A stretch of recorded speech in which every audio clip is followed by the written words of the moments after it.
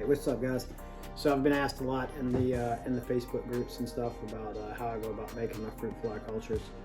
I mean, it's just like everybody else goes about making their fruit fly cultures, I guess.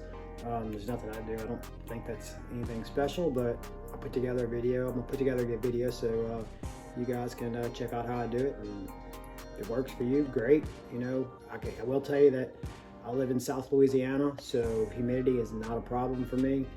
I just put a little wet spag down in my in a prop box, and that's where I keep my 1 week and 2 week cultures until they're ready to pop.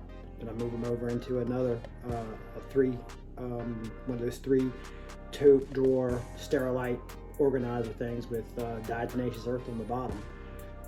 So yeah, let's get to it. Let's make some fruit fly cultures.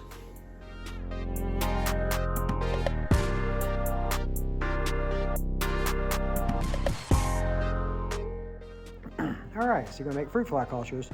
We need fruit fly media. The fruit fly media that I like to use is Frog Daddy's fruit fly media. It seems to work the best for me. It's a non-boil media, and I've never had any problems with it molding or any mite problems. You know, I seem to get the best production with it too as well, and I think it's because of how I keep them. And we'll go into how I keep them in a minute. So I just adding 1/3 cup of fruit fly media. That's what the directions say, so I'm not really doing anything different. Adding some Super Pig here. I like to just kind of coat the top of the media with Super Pig. It works really well for added nutritional value. You know, the carotenoids and all the things that are in fruit in the Super Pig. Normally you can gut load fruit flies, but I mean, giving the fruit flies as best nutrition as you can. I mean, it just seems good to me. Some brewer's yeast. Brewer's yeast is good as another nutritional thing for the fruit flies, but it also you're kind of inoculating, I guess, the media with a beneficial yeast, so it discourages mold growth as well. I mean, you know, I guess don't quote me on that, but that seems, you know, seems logical, I guess. Maybe I'm just making that up, or maybe I read that somewhere. I don't remember, but anyway, it definitely doesn't hurt. Just adding water at this point. So at this point with this particular media, you just kind of want to let it mix it up just enough to get the all of the media, you know, wet, because you're gonna let it sit for a few minutes after it's all kind of soaked into the media. You just don't want any dry spots in the media. Geez, I should have only done 1 culture instead of 4. This is gonna bore you guys to tears, but I mean, there's not a whole lot to say here other than here I am sticking the spoon in the media and turning it around. But yeah, I mean, like I said, you're not trying to like get your consistency at this point. All you're trying to do is make sure that all the media is wet, because it needs to sit for a minute. And then when you come back, that's when you kind of mix it all together really well and work in your consistency.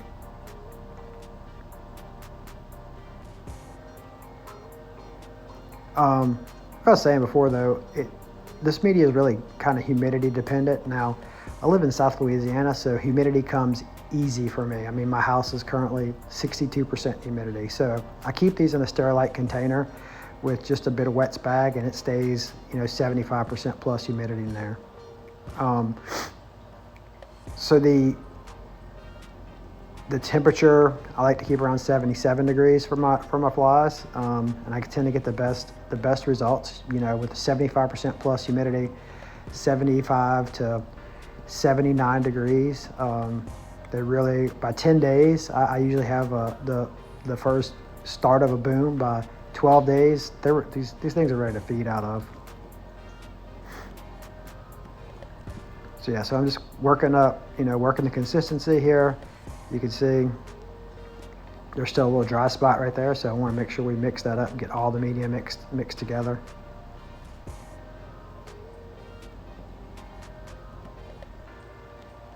Now, you see how that media, how it's kind of runny in there? You don't want that. You want to be able to turn that cup upside down and not have any media run out that cup. So all you got to do is just add a little bit more media to it. It's not that, no big deal. You just have a little bit more media to get the consistency that you want. For me, I like mine to be a little bit thicker, I guess, on the thicker side than, say, folks that may live in Arizona with a 14% humidity. But I'm going for, again, like I said, creamy peanut butter-ish, butterscotch pudding-ish type consistency. You just want the flies to be able to churn it up easy, but not be so soupy that it sits there and it's too wet and it molds. For Heidi Eye, it's a little bit more difficult because it takes them longer to morph. So you got to kind of play. You really got to experiment with it until you get the right consistency, because Heidi Eye cultures will mold over on you if you're not careful. I do use a different media for my Heidi Eye cultures. Currently trying to figure out a way to use this media as well, though. I just don't get the best production yet. So you see I can turn that cup upside down. Nothing comes out. So we're working with the right consistency now. So the next thing I'll do is I'll have to add some Excelsior, and I do not use coffee filters. I do not like coffee filters. They do not work for me. I know they work great for other people, but I find that coffee filters are not good for me. I think it's because of my humidity. I think the coffee filters make it too wet and it just inhibits production. So I use Excelsior, as messy as it is, and it is a pain in the butt because it is a disaster anytime you pull Excelsior out. So I get a size about a softball, pack it in the cup, stick it down into the media. I want to leave about a quarter of the cup from being full with Excelsior. Now here's a good tip. For folks who use Excelsior, it's a pain to get the lid on if you got pieces of wood Excelsior sticking out. So I just snip that stuff off. It works really well. But I do find that tightly packed Excelsior tends to give me better production. I have absolutely no understanding or reason why. I just know that when I make Excelsior with looser, would make it not put as much or as tightly packed, I don't get the production that I do out of tightly packed. Now I'm not saying you need to put it in there and where flies can't even crawl around in it, but about a softball size is a good size, and then just kind of smash it up, get it tight, and stick it in there. See, in that instance, like, I don't know that it was like super tight, so you just kind of work it back and forth, and it loosens it up a little bit. You want to be able for the flies to crawl around it easy, but at the same time, you want to have it kind of compressed. I mean, the whole point of the Excelsior is to give the fly surface area to crawl around on and larvae to attach to. So, the more surface area you got, I guess in theory, the more flies you get. So it tends to work really well for me, doing it like that. That's probably a little bit too much, but I'm gonna stick it in there anyway. Boom, yep, like an idiot. So I'll just pack it in there.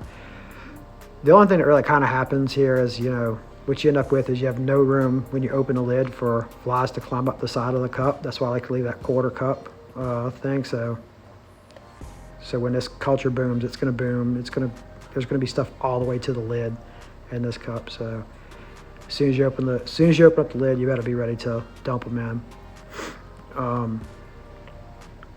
And this step is where we're going to add the flies. And I think this is where a lot of people kind of go wrong at. They only want to add like 30 flies to their new cultures, and man, I think you really got to add a lot more than that. I like to add 75 to 100 flies, sometimes even over 100 flies. The only thing you got to be careful of is, if you get some really, really, really big booms, you can, your culture can crash if you have too many flies and they're using up too much space, making too much waste. But I mean, I got 40 frogs to feed, so. And 6 of those 40 are terribilis, and six of the other ones are big leucomelis, and they're eaters, man. They gnaw this stuff down. So I add a 75 to 100 flies, and what I do is I add it into my feeder cups, and I shake in calcium powder, and then I'll just dust the flies before I put them in there. I find that really helps. That really helps with mite control. So any mites that are on the flies or anything in there, they kind of dust off. Now those two cultures are from somebody else or somewhere else. That's a 2-week culture, and it's not what I would expect out of one of my 2-week cultures. But I haven't included any new genes in my fruit flies for a long time, so I figured I'd do some new genes. So I use basically burn both of those cultures, making one of mine. So I wouldn't say that those cultures were well enough to start feeding from, but they were enough, both of them together, to make a culture. Now this is one of my cultures from my other set of new genes that I got in. I made these cultures 2 weeks ago from another set of melanogasters. So you can see right there. I mean, that's a 2-week culture. Like, it's hard to even control how many flies are coming out of that culture. So again, just kind of putting them in there, doing the old shake and bake routine. Dump them into the sugar strainer. You don't want to dump them like that into the sugar strainer. You want to dump them into the other cup and then shake the dust off. Because when you're shaking the dust off, the mites, and if there's any mites in there, they'll fall through with the calcium powder through the holes into the other cup. I mean, theoretically anyway, it's probably better to let them crawl out of the calcium cup into the new culture. It's probably better to do that. But as I said, I've got cultures that are 40 and 50 days old that I keep because I feed my froglets, my St. Isabel froglets, those cultures, and my other froglets, because you get stunted flies out of them, and I never see mites in those. I mean, I never see mites in those. I know that there's some mites in there because I can feel them on my hands. My hands get a little itchy afterwards, so I'm sure there's mites in there. But I mean, those cultures are still producing at 40 days. So at the end of it, I mean, it's really not anything hard to do, guys. I mean, but you really have to, as new folks or anything, you have to really be able to get this down. Culture and fruit flies is not hard, but it's something that you really need to have down because you have to be in control of your frog's food supply. Because there's times in the winter, there are times in the heat and the extreme summer, you're not going to be able to get them from folks. So it's real important that you're able to do this and do it consistently. And consistency is the key to making your cultures. It's not hard. It's just doing it the exact same way every single time. Now, I do want to talk a little bit about how I keep my cultures. I'm going to show in a minute that I have a Sterilite container that I use like a plant prop box, I guess. Just a gasketed tub, and I've got a heat under tank heater on top of it on a thermostat. So that Sterilite container stays at around 78 degrees, and it stays about 80% humidity. And I keep all my 1 week and 2 week cultures in that box. And when they pop, when the 2 week cultures pop, I move them over to a 3-drawer Sterilite box with diatomaceous earth in the bottom of them, and feed out of there. So I'm always got cultures cooking in the Sterilite container. That works really, really well for me. And that's it. I mean, that's all there is to it. So here's kind of a shot of my how I keep my fruit flies, and I really hope you enjoyed it. I really hope that you learned something. I hope this works for you and kind of takes care of any questions you may have. So please like, subscribe. If you have any questions, leave them down in the comments, and I'll get to them. Thanks for watching.